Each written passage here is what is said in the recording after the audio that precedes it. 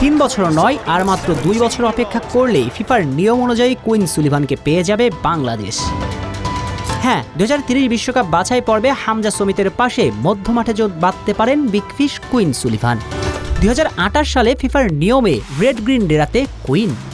চলুন ফিফার নিয়মে কিভাবে 3 বছর নয় 2 বছরের মাঝেই কুইনকে পেয়ে যাবে বাংলাদেশ তার বিস্তর আলাপ করা যাক।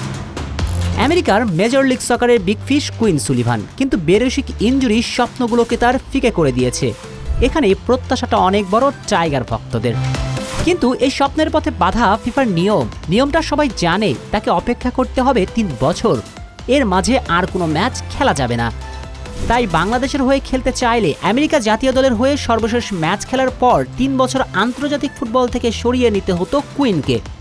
তবে সময়টা আর 3 নয়, বরং 2 বছর। 2 বছর পরেই কুইনকে পেয়ে যাবার সম্ভাবনা রয়েছে টাইগারদের।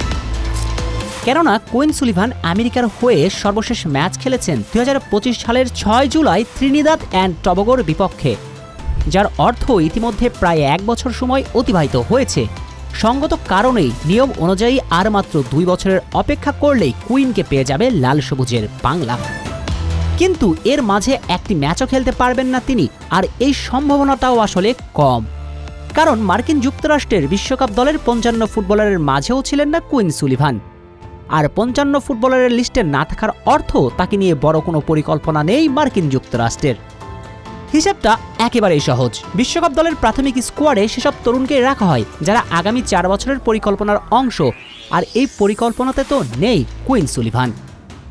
অবশ্য বলতে পারেন তিনি মূলত ইনজুরিতে মাঠের বাইরে, কিন্তু তিনি এসিএল ইনজুরিতে পড়েছেন, যা একজন ফুটবলারের জন্য খুবই ভয়ানক। এই ইনজুরি রিকভার করে আমেরিকার হয়ে খেলার মতো পারফর্ম করা অত্যন্ত কঠিন হয়ে দাঁড়াবে কুইনের জন্য। তাই আমেরিকা জাতীয় দলের পরিকল্পনার বাইরে দিনে দিনে চলে যাচ্ছেন তিনি। সব মিলিয়ে আগামী 2 বছরের মাঝে মার্কিন যুক্তরাষ্ট্রের হয়ে ডাক না পেলে কুইন সুলিভানকে বাংলাদেশের জার্সিতে দেখা যাবার সম্ভাবনাই এখন প্রবল।